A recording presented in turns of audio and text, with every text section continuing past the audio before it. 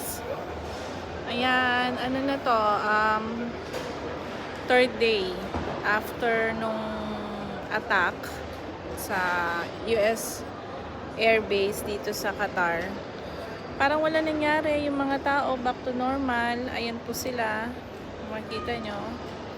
Yung mall, okay pa po. Balik ang mga tao sa normal life, very safe. Ayan, kaya thank you sa Qatar. Ayan, kaya we love Qatar. Walang kapabayaan ng gobyerno. Sinecure ang buong Qatar ng military. So I wish lahat ng bansa ganon. May yung leadership ng aming Emir, saludo talaga, kaya mahal namin to eh. We love our king, our Emir dito sa Qatar. One of a kind leader na ayan, na dapat tularan lahat ng leader sa buong mundo.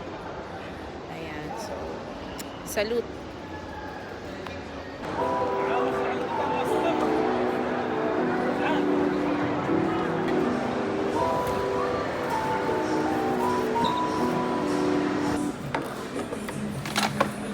Nag-date night kami. Wala si Ira.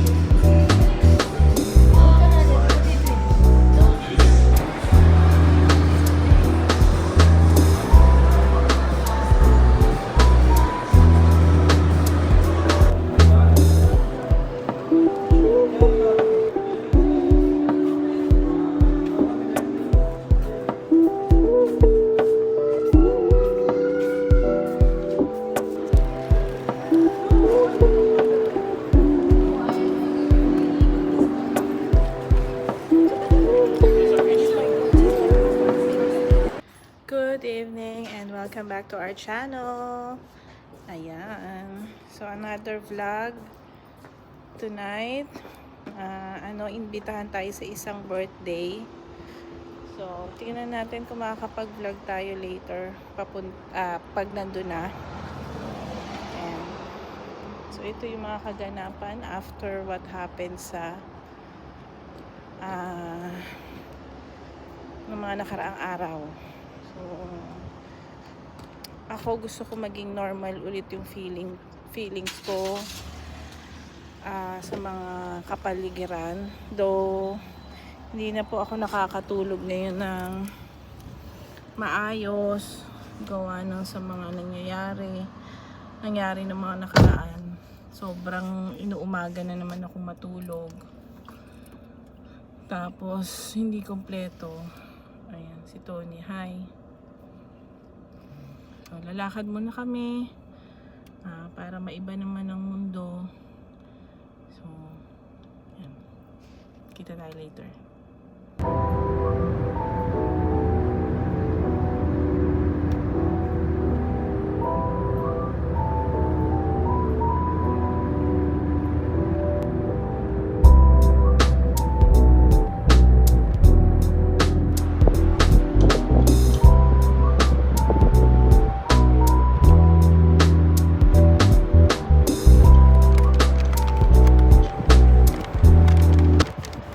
Guys, dito na kami sa Element by Westin Hotel. Ayan, diba?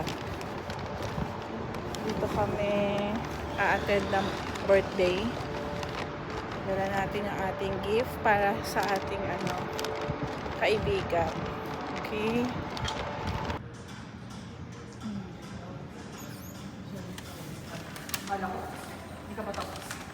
Hanap ko yung number.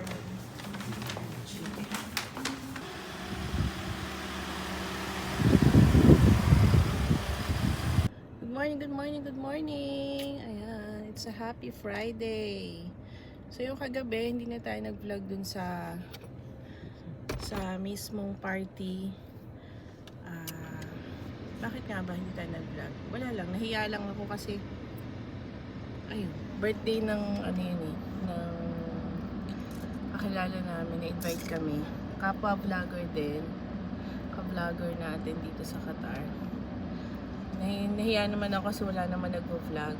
So, okay lang. Tapos ngayon, papunta kami sa service ng isa sa mga church dito na invite tayo. So, ayan, let's go. Hintay natin si Aram.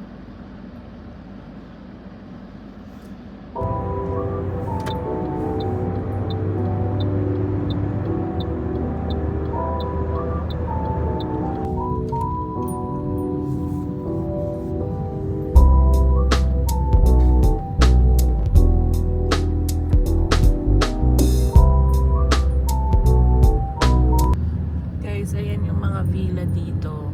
Tinatawag na villa. Bahay-bahay. Iba dyan sa isang villa, maraming nakatira.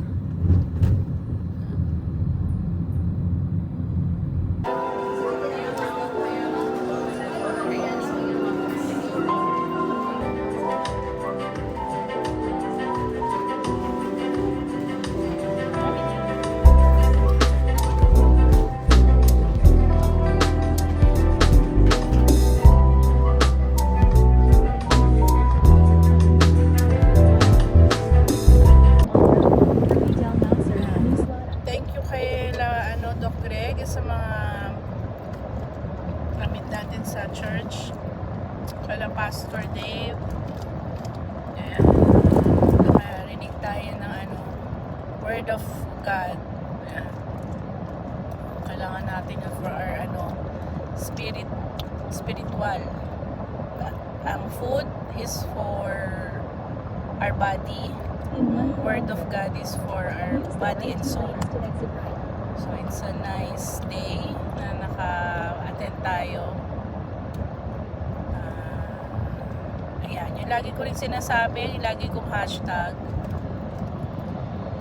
live with purpose. Yun yung kaya tama nga, may nangyaring ganito yung pinag-usapan namin ni Daddy nung mga nakaraan. Kaya tayo nandito pa kasi may purpose pa tayo. Yun yung ating gawin. Ayan. Maging open pa tayo sa relasyon sa Panginoon. Little by little, ayan. At mahalaga maging mabuting tao tayo sa pamilya, kapwa-tao, sa lahat. Ayan. Next destination, doon naman tayo sa ating commitment sa Bell Inn, Swiss Bell Inn. Yan, kasi meron naman tayong kasing bahay na susuportahan. Yan, makasama natin mga iba nating social media vloggers na mga influencer dito sa Qatar. So, let's go!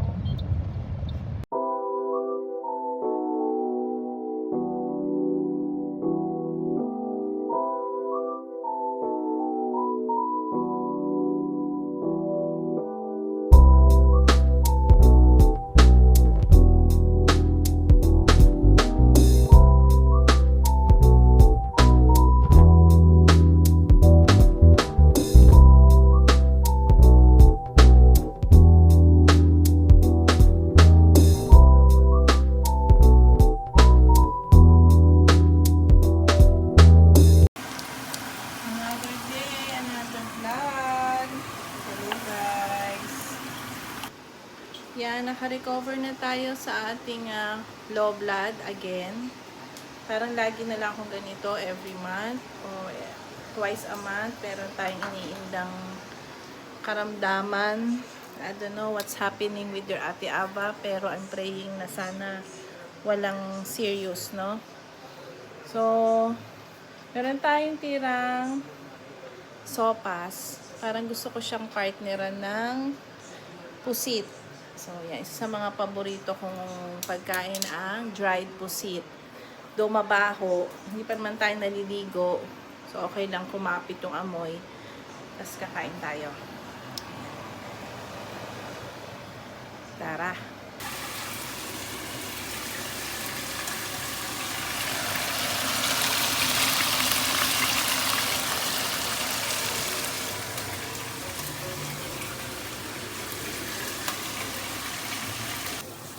Yes, our food is done. Chop suey.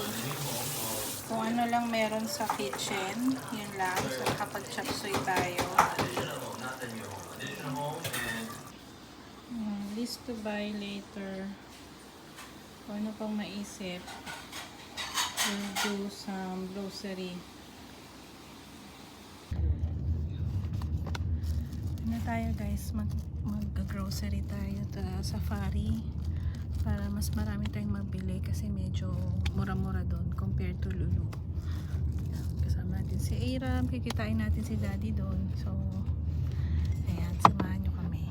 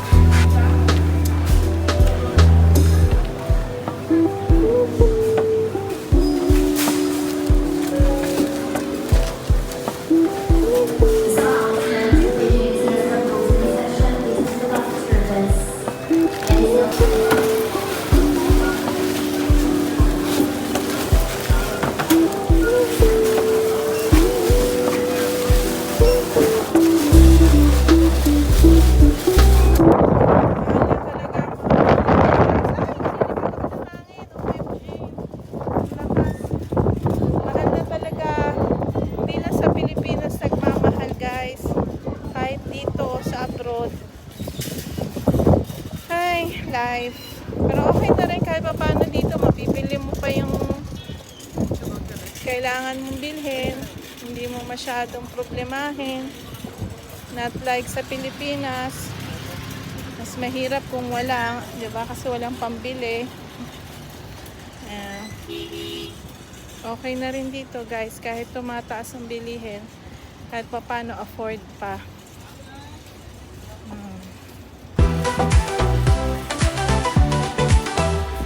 Sa gitna ng dilim, sila'y nagliliwanag. Isang pamilyang puno ng saya.